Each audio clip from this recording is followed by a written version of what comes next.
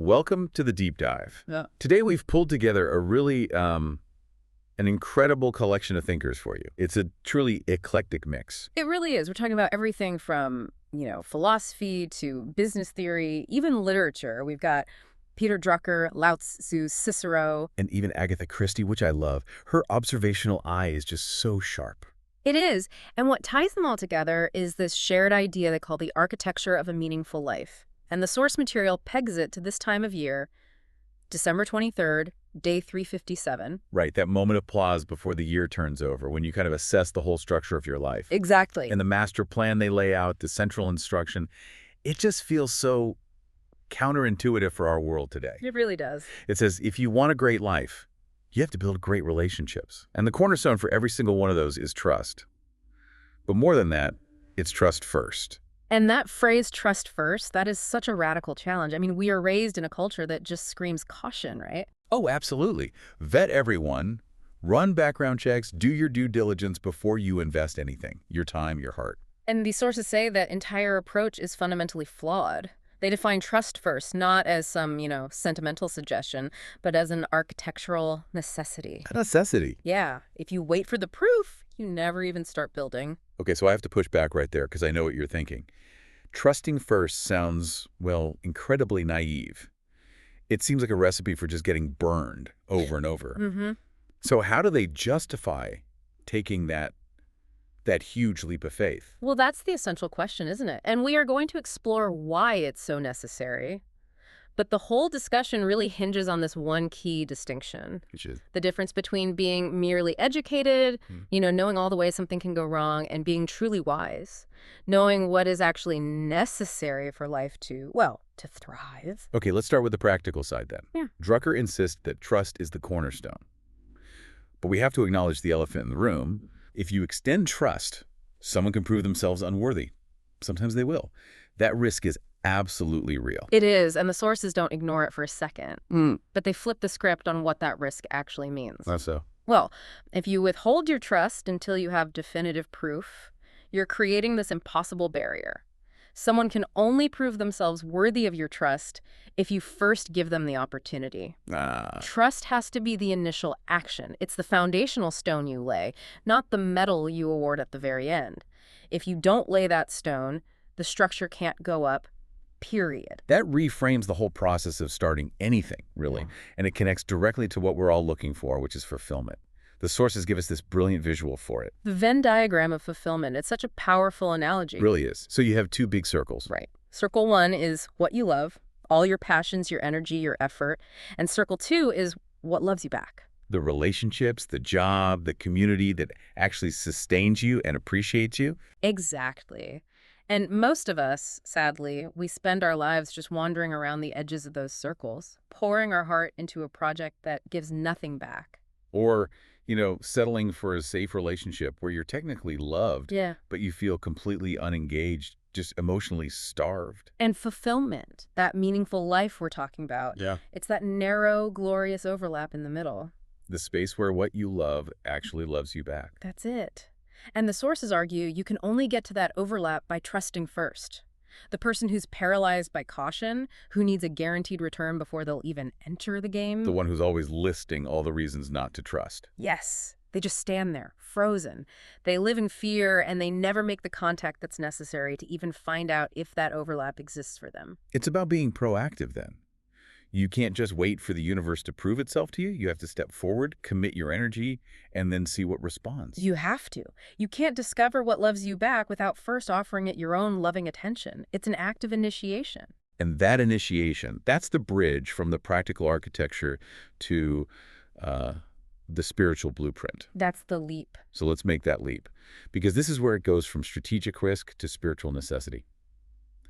Cicero says, "He who understands his soul will understand the divine spark within himself." And that spark is the whole reason trust has to come first. To trust another person is to, in a way, recognize that divine spark in them. The capacity for goodness and loyalty. Exactly. You're recognizing it before they've earned it, before they've passed some test. You are affirming their highest potential from the get-go. So my trust isn't a reward. It's more like an invitation. That's a great way to put it. My trust doesn't create their goodness, but maybe it acts like sunlight on a seed. Yeah. It creates the condition for that goodness to actually ignite and grow. Precisely.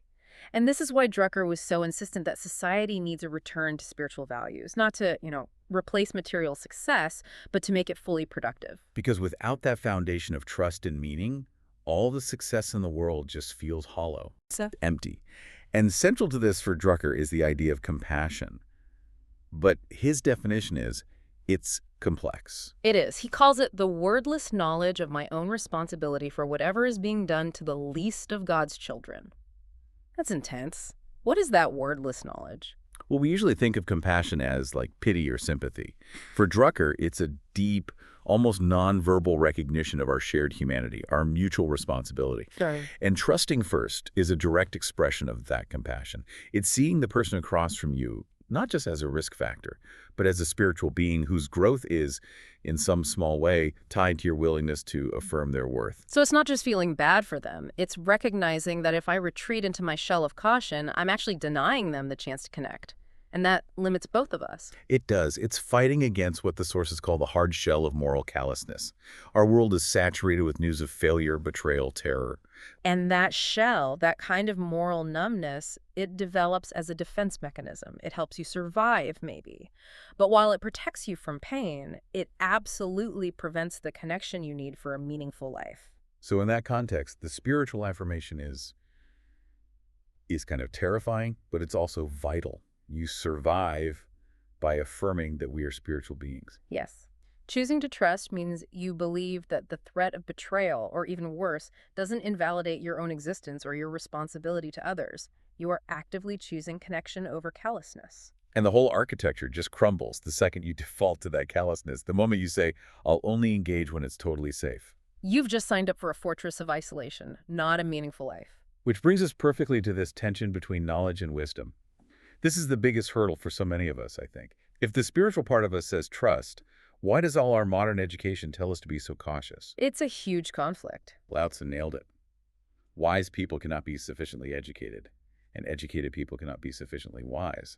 That paradox is the absolute crux of why we struggle with this.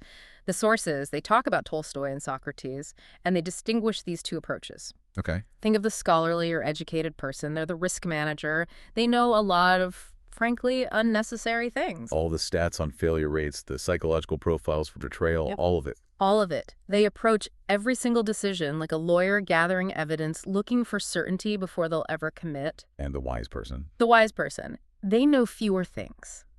But everything they know is necessary. It's necessary for humanity and for themselves. They approach life not like a lawyer, but like a gardener. A gardener. I like that. They're planting seeds. They embrace the mystery of growth. They know life needs cultivation, not control. The educated person asks, what's the worst case scenario? The wise person asks, what is required for this to flourish? And I see this dilemma playing out everywhere. We have these mountains of gold, right? Endless information, research on red flags, algorithms to predict success. And yet, as the sources say, we are dying of thirst for connection. We have all the gold of protection, but none of the water of sustenance. You have to consciously choose the water. You have to. There's this ancient teaching that just lays it out so plainly. The goodness given to us by wisdom compares to all other knowledge in the same way that in a desert, a vessel filled with water compares to mountains of gold. Wow. That really hits home. All that education, all that research you do on why you shouldn't risk something, that's the gold. It glitters. It feels reassuring. But if you carry it into the desert of isolation, it can't save you. Right. Information gives you the illusion of safety, but it can't sustain life. Trust, wisdom. That's the water. It's what you actually need to survive and thrive. The wise person chooses the water, knowing that the price of perfect protection is perfect isolation. So the person waiting for the guarantee, for the mountains of gold to back them up, is just choosing to die of thirst on the edge of the desert. That's the choice. So if that's the blueprint, how do we actually do this? I mean, trusting first still feels like an act of immense vulnerability. The sources even say that suspicion is the easy path. It's the default setting of the wounded. It absolutely is. Trusting requires real strength. It requires the kind of strength that comes from a kind of philosophical liberation. And this comes from Cervantes, beautifully. He says, everything can be fixed except for death. If we really internalize that, It changes the whole game, doesn't it? It reframes all the risks. If I trust someone and I get betrayed, I lose money, I lose time, whatever, it's painful, but it's fixable. I can recover from that. The only unfixable thing is death. And by extension, the life you didn't live because you were paralyzed by fear.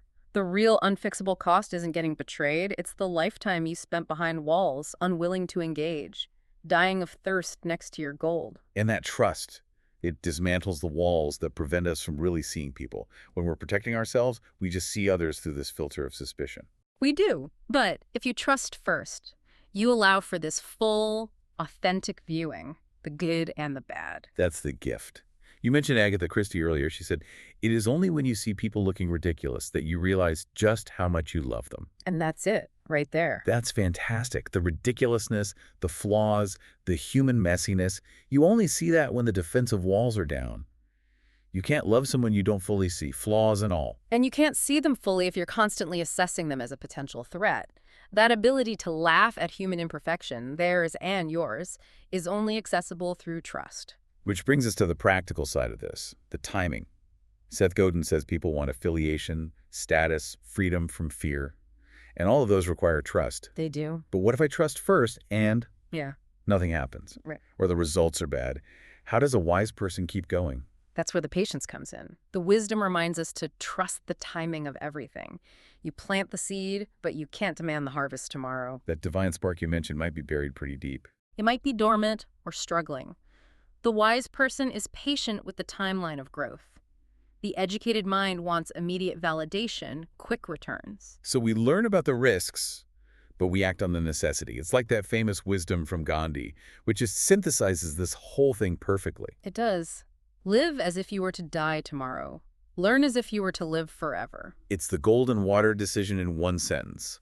Learn forever, gather knowledge, understand the risks, get wiser, but live as if you were to die tomorrow. Don't let that endless learning become an excuse for not actually living. The urgency of starting the building process today has to outweigh the caution. So what does this all mean for the architecture of your life right now? The final takeaway from these sources seems really clear. Trusting first is a commitment.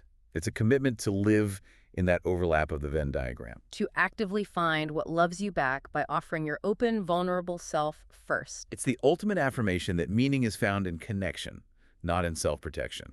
And that commitment is directly linked to happiness. The sources frame happiness as a skill, like nutrition or fitness. Miserable people, they say, focus their energy on what they hate and fear. Happy people focus on what they love. Exactly. But you can't fully focus on what you love if you are constantly anxious, constantly scanning for threats. Trusting first removes that crippling anxiety. It lets you fully inhabit and appreciate your loves. You're choosing life over total safety, the vessel of water over the mountains of gold. And that brings us right back to Cicero and understanding your own soul. So if wisdom is the water and education is the gold, here's the final thought for you to carry forward this week. How do you begin that process of understanding your own soul so that you can consciously choose to carry the vessel of water, that radical practice of trust, instead of being constantly distracted by the glittering but ultimately life-limiting mountains of gold?